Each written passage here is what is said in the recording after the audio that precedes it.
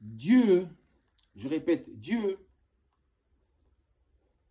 n'abandonne quiconque se confie en lui.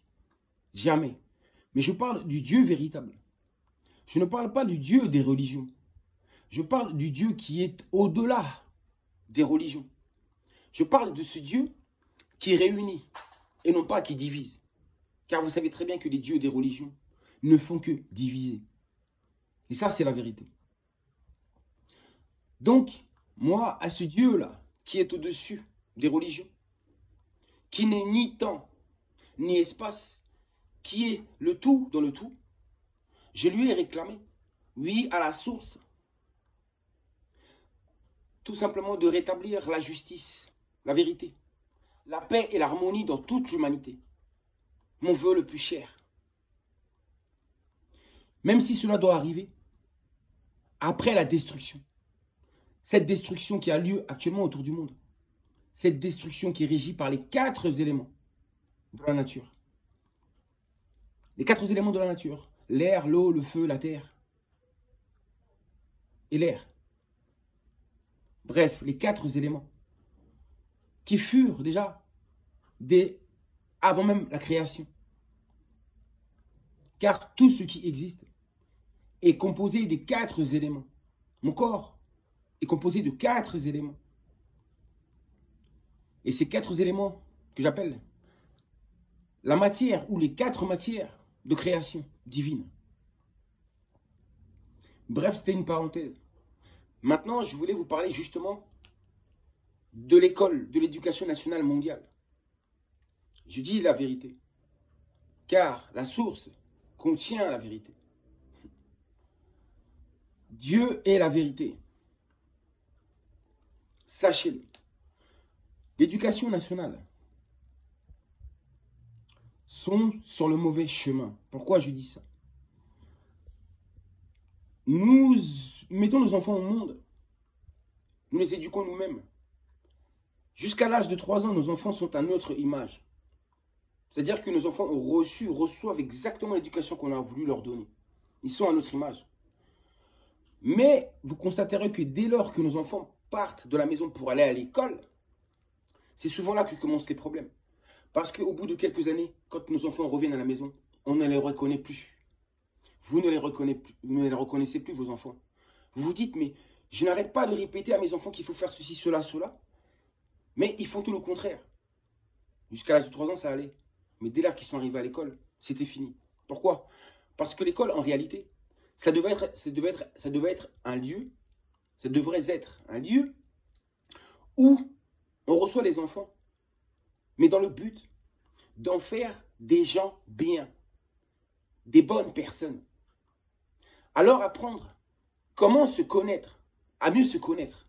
L'école devrait nous apprendre à mieux nous connaître, à mieux savoir qui nous sommes réellement, de nous identifier. Vous avez compris déjà? C'est la base. Et de nous montrer comment être heureux. Comment être heureux dans la vie? Le bonheur, les vertus, les valeurs. En faire des gens bien. Mais au lieu de ça, ils prennent nos enfants qui étaient bien à la base. Et ils en font tout le contraire. Dès que les enfants rentrent à l'école, déjà, je parle de CP, CP. La compétition commence déjà. C'est-à-dire que on commence déjà à évaluer l'enfant, à le noter, à le juger. On lui met la pression parce qu'en plus, il y a la compétition. Parce qu'il y en a un, on dira d'un enfant qu'il est le premier de la classe et l'autre qu'il est le dernier.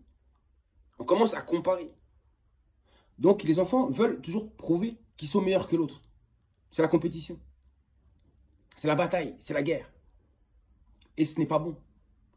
Parce que tous ceux qui ne réussissent pas à l'école sont considérés comme étant des perdants. Des moins bons que rien, comparés aux autres. Donc le malaise, déjà, commence. Vos enfants qui étaient arrivés à l'école ayant confiance en eux, n'ont plus du tout confiance en eux. Ils commencent à perdre la confiance en eux. Parce qu'ils sont constamment jugés, constamment notés, oppressés. Et puis les années passent, vous savez très bien comment ça se passe. CE1, CE2, CM1, CM2, de pire en pire.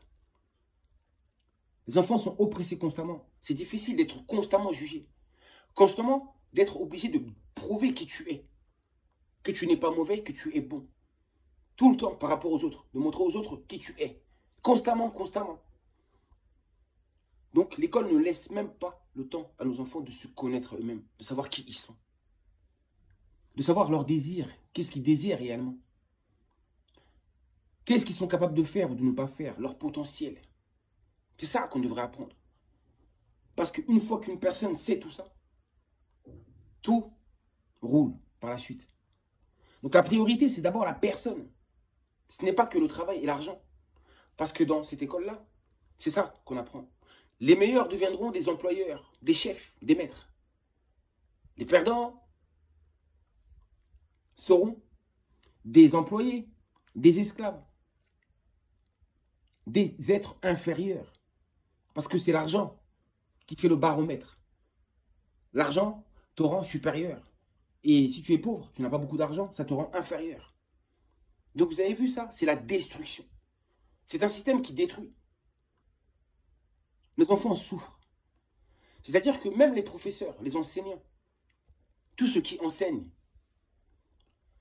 vous avez été enfant un jour, vous aussi. Vous avez connu ce système. D'être toujours obligé de prouver quelque chose. Les efforts demandés. Tout le temps, constamment.